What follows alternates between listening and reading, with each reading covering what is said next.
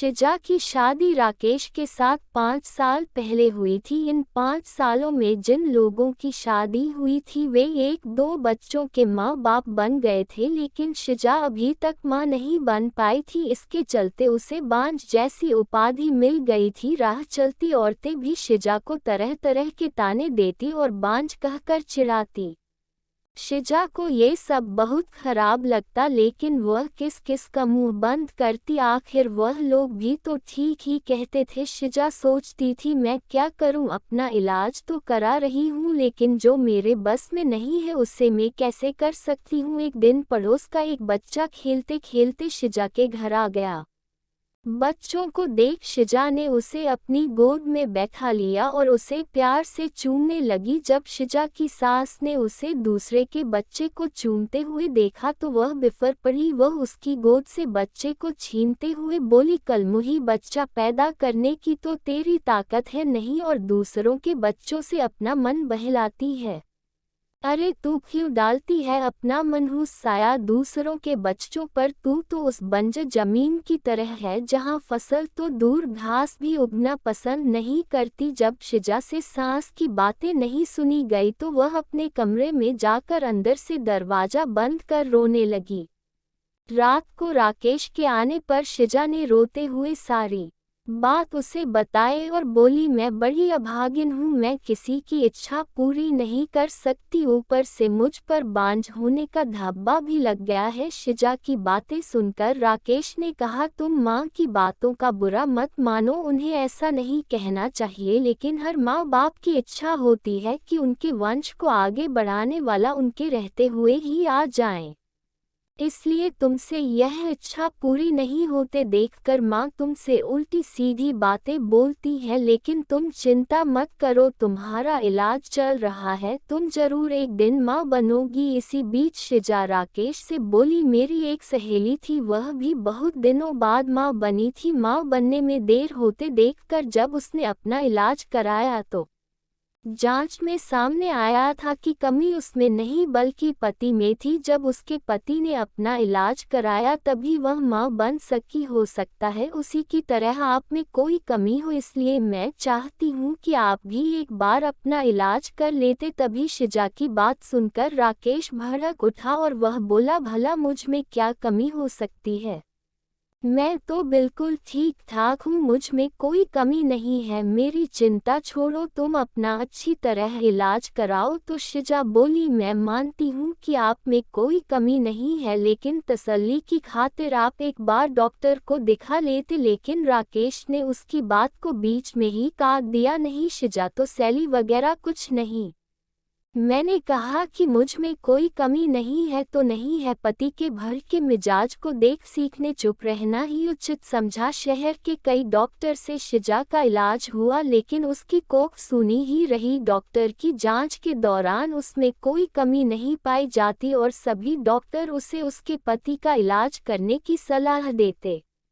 अब शिजा को पूरा भरोसा हो गया था कि उसमें कोई कमी नहीं है, बल्कि कमी तो उसके पति में है, लेकिन उसे भला ये कौन समझता, क्योंकि शिजा को तो उसके गुस्से से भी डर लगता था। एक दिन किसी ने शिजा की सास को बताया कि पास ही गांव के मंदिर में एक बाबा रहते हैं जिनकी दुआ से हर किसी का दुख दूर हो जाता है।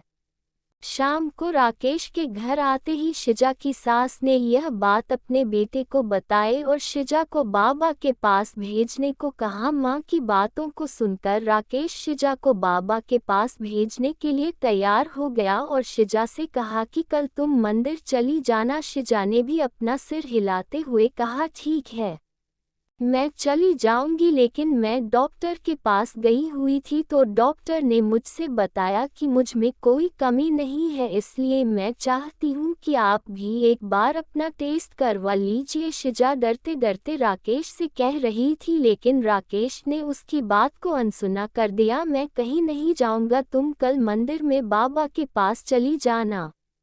शिजा ने भी अपने माथे पर लगा बांझपन का धब्बा मिटाने के लिए बाबा के पास जाकर उनसे दुआ लेने के लिए सोच ली। दूसरे दिन सुबह होते ही वह नहा धोकर बाबा के पास चली गई। मंदिर में लगी भीड़ को देखकर उसे भरोसा हो गया कि वह भी बाबा की दुआ पाकर मां बन सकती है। शिजा फौरन बाबा के पैरों में गिर पड़ी और कहने लगी कि बाबा मेरा दुख दूर करे, मैं 5 साल से बच्चों का मुंह देखने के लिए तड़प रही हूँ। उठो बेटी, निराश मत हो, तुम्हें औलाद का सुख जरूर मिलेगा, लेकिन इसके लिए तुम्हें माहवारी होने के बाद यहाँ तुम्हें 4 दिनों तक रहकर लगातार पूजा करनी होगी। शिजा खुशी खुशी घर पहुंची और शाम को पति के आने के बाद उसे यह सारी बात बताई तो वह कहने लगा कि मैं कहता था कि जो काम दवा नहीं कर सकती वह कभी कभी दुआ से हो जाता है। बाबा की दुआ पाकर अब तुम जरूर माँ बनोगी, ऐसा मुझे भरोसा है। तुम ठीक समय पर बाबा के पास चली जाना। शिजा बेसब्री से माहवारी का इंतजार करने लगी। कुछ दिन बाद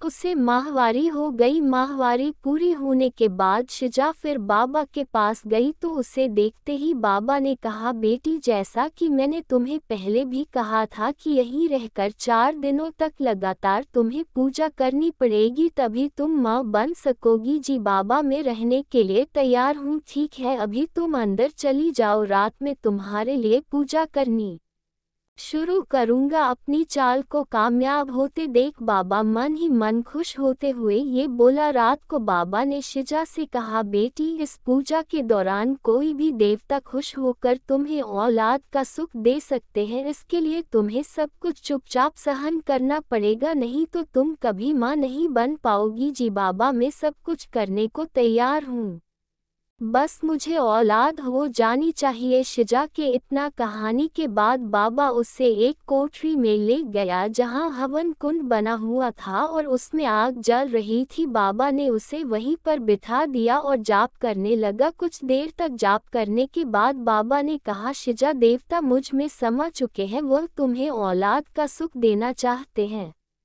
इसलिए तुम चुपचाप अपने बदन के सारे कपड़े उतार दो और औलाद पाने के लिए मेरे पास आ जाओ, वह तुम्हें दुआ देना चाहते हैं। शिजा ने ये सोचकर कि बाबा मैं देवता समा चुके हैं और देवता जो भी करते हैं गलत नहीं करते, इसलिए उसने अपने बदन के सारे कपड़े उतार दिए। फिर क्या था, बाबा उसके अंगों से खेलने लगा और उसे दुआ देने के नाम पर उसकी इज्जत पर डाका डाल दिया। 4 दिनों तक लगातार बाबा ने इस पूजा के बहाने शिजा से जिस्मानी संबंध बनाए और 5वें दिन बाबा ने कहा, शिजा बेटी हमारी दुआ कबूल हो गई, पूजा भी पूरी हो गई, अब तुम जरूर माँ बनोगी और अब तुम अपने घर जा सकती हो। बाबा की दुआ लेकर शिजा खुशी खुशी घर लौट आई। उसे बाबा की दुआ लग गई थी और वह 9 महीने बाद एक बच्चे की मां बन गई और उसके माथे से बांझपन का धब्बा भी मिट चुका था। घर के सारे लोग बहुत खुश थे। राकेश को अब पूरा यकीन हो गया था कि उसमें भी बाप बनने की ताकत है, लेकिन सच्चाई क्या थी उससे सभी अनजान थे। कहानी कैसी लगी आप कमेंट में हमें बताएं और हमारे चैनल को लाइक करें और शेयर करें।